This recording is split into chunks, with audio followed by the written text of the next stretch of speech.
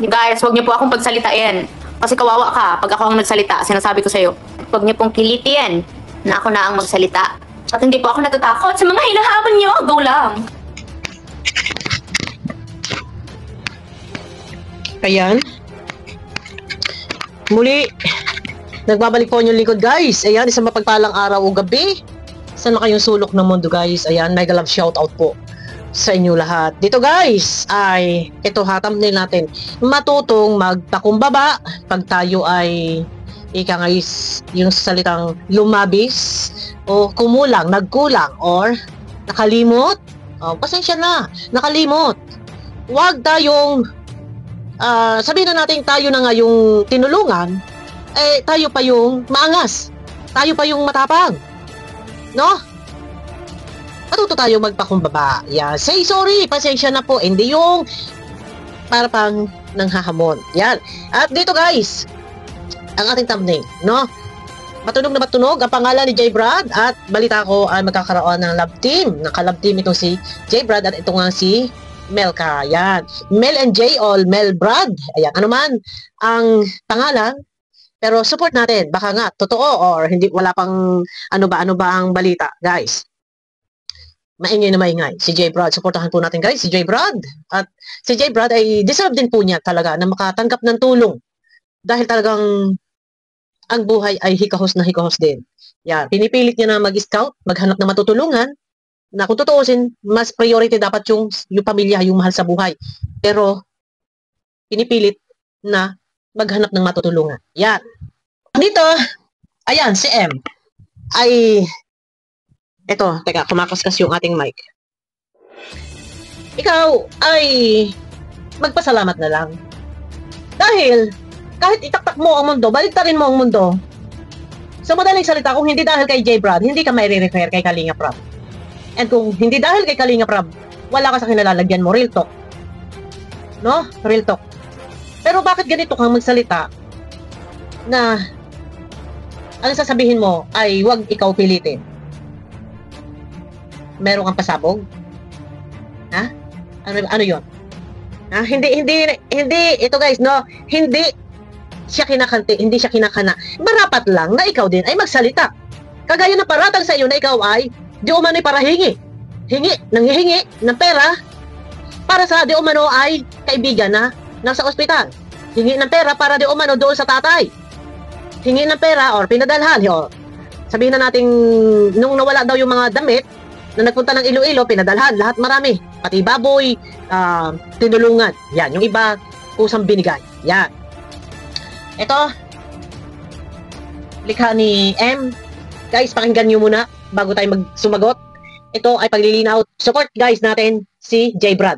At kung sakali isa lang ang love team, support natin si J. Brad. Deserve ni J. Brad makalasap ng tulong. Kung siya may nakatulong na sa iba, deserve ni J. Brad. And sana, yung mga natulungan ni J. Brad, hindi man hinihingi ni J. Brad, minsan maalaala. Yan, yun lang. Maalaala at mapasalamatan, pero hindi yung magpapasalamat ka dahil ikaw ay inutusan. Hindi ka Kalinga Prab na magpasalamat ka sa iyong nais ka. O, diba? Ganon. Kung hindi pa utusan, o tuloy. Daming bahaw na naman.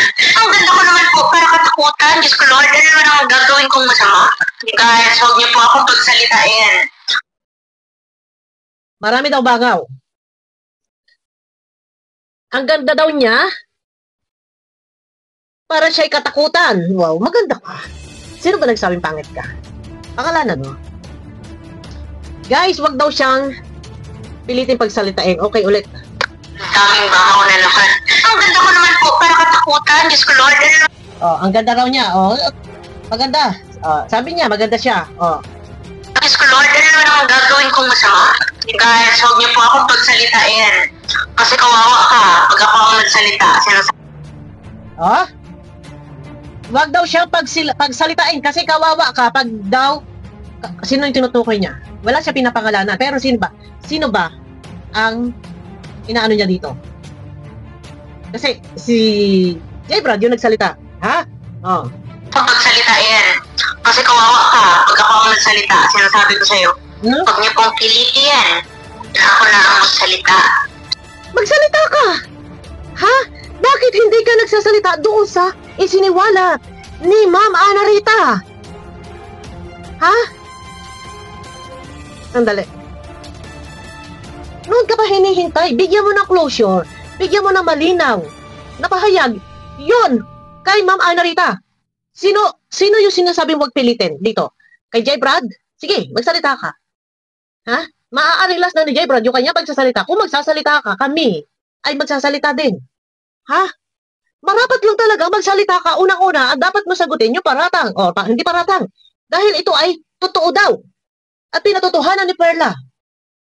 Yung isiniwalat ni Ma'am Ana Rita na ikaw ay parahingi, magsalita ka, sagutin mo yung katotohanan. Bakit ikaw humingi at dahil yung mga tao ay nakatulong sa iyo, pero binabaliwala mo, bakit hindi ka magsalita? Patungkol doon sa parahingi ka, parahingi. Lahat na lang hiningi. Magkakapi sa Tagaytay ay maghihingi. Meron tayong hawak na resibo. Wala tayong pangyuyurok sa pagkatawa at paninira, ha? Alam niyo yan kung ano ang ating tinatalakay, may hawak tayong ebidensya. O, dito, ha? At hindi po ako natatakot sa mga hinahapan niyo. Go lang. Napaka-arte mo. Ay, tamang-tama po. Oh my God, totoo yan. Actually, napaka-arte ko na naglalap po sa personal. Ay, naku, ang arte-arte ko, guys. Kapag nagsalita, nagbago na, naging mayabang na, hindi na marunong lumingon sa pinanggalingan. Yun ang buti. Ito, sa iyong bibig din lumalabas. Hindi, pag daw nagsalita, ganito, ganon. Pag daw, sasabi daw, hindi marunong lumingon sa pinanggalingan. Ang tanong, kumusta na ang naka-scout sa iyo? Nihoy-nihay, hindi mo na malang nalaala at pinuntahan mo pa sa bahay nila at di umano may kasama kang lalaki. Tapos ngayon sasabihin mo, ito guys, nagsalita siya, ang sabi niya, totoo, pumunta siya doon sa bahay ni Jay Brad. Ha? May hawak tayo niyan, ha? Nung lumingon sa pinanggalingan, hindi na marunong tumanaw ng utang na loob. Kapag naman hindi nagsasalita, pinipilit pagsalitain. Di ba? Kasi nga, ayaw mo kasi magbigay ng linaw. Kagaya ng parahingi mo. Ay, nakukuha mo pang, sasabihin mo, baka pag ikaw ang nagsalita, ay kawawa. Ay, baka ikaw ang magiging kawawa sa mga basher. Dahil ang mga basher mo, ay hindi na magkanda umayaw, ano? Wait lang, ha? Ito, dapat ikaw ay matututo ka magpakumbaba at humingi ng sorry sa mga taong ika nga ay nandyan na dati sumuporta sa iyo, na niniwala sa iyo, pero nasaktan dahil sa pangyayari sa mga isyong lumabas. Ito, ha? Hindi ko naman iparirinig to. At mahaba, medyo maglalao tayo. Ikaw, iwasan mo na, ito, advice ko ito, ha? Advice ito. Magiging mapagpakumbaba. Kung merong ibinabato sa'yo, pwede kang sumagot in a nice way. Hindi yung may pasaring. Nasasabihin mo mga pangit, hindi sila hindi ka gasing pangit nila. Medyo may pasaring. Sa halip yung mga tao, makukuha mo yung kanilang damdamin, makukuha mo yung loob nila, habang marami ang nagiribatan, marami yung bumabati ko sa'yo, marami nang baba sa'yo, pero kung ganyan yung inaasal mo, lalong marami ang mabubwisit sa'yo. Kung mayroon mga ibinabato sa'yo, ang isang dating sponsor, or ilang sponsor yan, dalawa na, big time sponsor, no, founder team. Kung meron mang ibinabato sa'yo, maaari mong bigyan ng linaw in a nice way. Sagutin mo yung mga sinasabi nila, hindi yung ganito na ang pagsagot mo ay pang-uurat.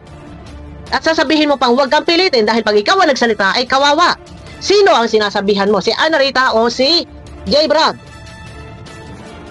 Ha? Sino sinasabihan mo? Ikaw, pilitin mong maging ikaw yung sana magsalita ka o pasensya na po sa mga hindi nakakaalam, ganito po yun, bigyan natin ng linaw. Pero the way ka magsalita, nang uurat ka, nang aasar ka pa, at nang hahamon ka, at ang sinasabi mo ay huwag kang pilitin dahil pag ikaw ang pinilit magsalita ay kawawa. Ano, sa hibig na yung pananalita ay meron pa bang kailangan kang pasabugin para maging kawawa? Ay, pambihira ka. Ikaw na nga itong tinulungan. Ha? Kung kanino mo man ini-address na yung sinasabi mong huwag kang pilitin magsalita dahil pag ikaw ang nagsalita, ikaw ang kawawa. Kung kanino mo man yan, ini-address, kung yan man ay kay Jay Brad, kung yan man ay kay Ma'am Ana Rita, excuse me. Ha? Excuse me. Utang na loob. Ha? Ang mga taong iyan, sila yung sumagip sa iyo sa kagutuman at kagipitan. Ha? Hindi mo kailangan magsalita ng ganito. na sasabihin mo, ha? Na huwag kang pilitin na magsalita. Ha? Okay lang sana kung nailahad mo na, ha? Ang lahat ng iyong kapaliwanagan doon sa mga binitawang salita ni J. Brad at ni Ma'am Ana Rita. Kung sana ayan ay nasagot mo, nabigyan mo ng linaw, at marami pa rin ang umuusig sa iyo, at patuloy pa rin nagsasalita si Ma'am Ana Rita at si J. Brad, doon ka magsalita ng ganun. Pero hindi mo ba nga nabibigyan ng kapaliwanagan? Minsan ka na nga lang magsalita, ganito pa ang iyong binitawang salita na huwag kang pilitin. At kawawa. Sa himig ng iyong pananalita ay mukhang may pasabog or mayroong kahindik-hindik, mayroong kaabang-abang na ito'y magiging isang issue. Magpapakumbaba ka. Ha? Minsan hindi ka nga nagsalita ka pa'y ganito. Kung sana ikaw ay nagbigay na ng linaw, nagpaliwanag ka na, and tuloy-tuloy pa, doon ka sana magsalita ng ganito. Pero dito, lumalabas, dahil sasabihin mo, ha, na huwag kang pilitin magsalita. Ikaw pa yung naghahamon. Ikaw pa yung naninindak sa mga tao na ito ay nakasagip sa iyong kagipitan at kagutuman. No? May nag-chat sa akin, kapitbahay mo. Midet, kilala ka nila. Simula pagkabata. No? Ito, hindi yan ang topic ko. Pero wala ko pakialam doon. Ang akin lang, ito, malilis tayo. Guys, sa lahat ng ating mga minamahal na viewers, nagets nyo yung aking pinupunto? Bakit niya nagawa or nakuhang magsalita na wag niyo ko pilitin magsalita dahil pag ako nagsalita, kawawa ka. Sa una pagkakataon, ito yung binitawan mong salita. Sa kabila ng lahat ng mga isyong binabato sa'yo. Yung mga isyong binabato sa'yo, ni minsan hindi mo binigyan na explanation. Okay sana magsalita ka ng ganito, no? Kung na ganon, nasasabihin mong huwag ka pong piliting magsalita, okay sana. Kung yung mga isyong binabato sa'yo, nabigyan mo na ng kapaliwanagan. And marami yung hindi tumitigil, doon ka magpasabog. Ay, wala eh! Unang buka ng bibig mo, ha? Ito agad ang banat mo. Huwag kang pilitin magsalita dahil kawawa. Hindi iyan dapat ang maririnig sa iyo. Hindi ganyan. Yung maririnig sa iyo na sa halip magsalita ka, bigyan mo ng linaw in a nice way dahil yun naman din yung gusto mo na okay lang magrebatal, okay lang kayo magsalita in a nice way, wag yung sobra-sobra. Bakit hindi mo magawa? Bakit nakukuha mo magsalita na parang nagbabanta, nakawawa ka? O yun yung mali sa'yo. Yun yung mali sa'yo. Sa iyo mismo nagmumula yung maaari maging mitya ng kaguluhan na meron kang pagbabanta na kapag ikaw ang nagsalita ay kawawa. O, di ba? Sa iyo nagmumula. Ha? Marami yung binabato sa'yo para hingi. Ganito, gano. Hindi mo nga nabigyan ng linaw eh. Sumugod daw di umano, ikaw sa bahay ni J. Brad na may kasamang malaking lalaking mataba. Aminado ka sa video mo. Tsaka yung sinasabi niya po na lalaki, mate ko po yun. Nagkataon lang na pagpunta ko doon, magsasakay na siya sa motor niya, hindi ko naman po alam yung bahay nila. So nagpaturo ako kung saan yung bahay nila. Tapos, doon lang siya sa dulo. Ito na-save ko naman na, mahaba lang guys. Aminado ka. Inaamin mo na oo, pumunta ka. At kasama mo ay ang iyong kaklase. This oras na ang gabi. Ha? Bakit Nihoy? Nihay? Hindi ka man lang tumawag. Ano ang layunin? Ano ang motibo? At pumunta ka doon na meron ka kasamang lalaking malaki at mataba at sasabihin mo ito ay iyong kaklase. This oras ng gabi. Natural, normal na kung kailang katahimikan ang paligid, pupunta at may kasamang lalaki. Sino ang hindi mag-iisip ng maganda, ng kakaiba? Hindi mo kayang i-please ang isip ng tao, ang mga tao. Ha? Natural, normal na sila ay mag-isip na meron kang maaaring magandang motibo. Kausapin para patahimikin ang issue. Kausapin si J. Brad, patahimikin ang issue. Or maaaring sumbatan, pagalitan, ano man, humantong man, saan yan? Ganon. Oh, ikaw ang mali. Bakit ka pupunta doon? Na wala man lang abiso at this oras ng gabi. Tapos yung pag-ugong sa social media, marapat lang na ito ay may paugong, may palaganap, and pwede magpa-blatter dito si J. Brad kung ganun, para sa seguridad or safety ng pamilya. Matuto ka lang magpakumbaba. At huwag kang nagsasalita para kang, kumbaga, merong kagaya yung sinasabi niya na huwag siyang hintayin na magsalita at kawawa. Bakit ka nagsasalita ng ganitong salitang kawawa? Ha? Ito, para ano to eh? May pagbabanta. Pagbabantang may pasabog, magiging kawawa dito kung sino man yung kanya sinasabihan. Wala man siya pinapangalanan. Pero sino ba?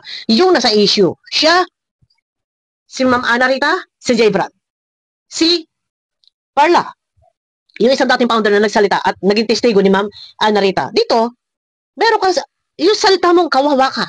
Ano po yan, guys? Pagbabanta ito na kawawang ano? Para anong klaseng kawawa? Ha? Ito, dapat matuto na magpakumbaba, humingi ng pasensya, lumabis o kumulang, hindi nakaalala, nakalimot, yung salitang pasensya. Tayo man ay, kumbaga, perfect or hindi perfect. Salitang pasensya, hindi natin yan dapat laging aalisin. Mas maganda, laging namumutawi yung sorry, pasensya na po, sorry po. Napakaganda, napakagaan. Pero yung magsasalita ka, nasasabihin mo, huwag kang pilitin na magsalita at kawawa ka. O magsalita ka, hindi ka talaga tatantanan. Ako kaya ko pang mag-ikot-ikot na iba reaksyon, pero yung iba, reactor hindi ka tatantanan dito. Ayun na, guys. At dito ay meron sinasabing kawawa daw. Pag siya ang nagsalita, mukhang merong pasabog at mukhang merong lihim na mabubunyag. Nasa halip ay magpakumbaba na lang. At nang matapos ang issue pero may pagbabanta pa. Kawawa ka pag siya nagsalita. Yun, malinaw? Ito Ayun na, guys, abangan nyo ako sa aking next video. At supportahan po natin si J. Brad, guys. Mega love shoutout, pakiclick naman po ng thumbs up.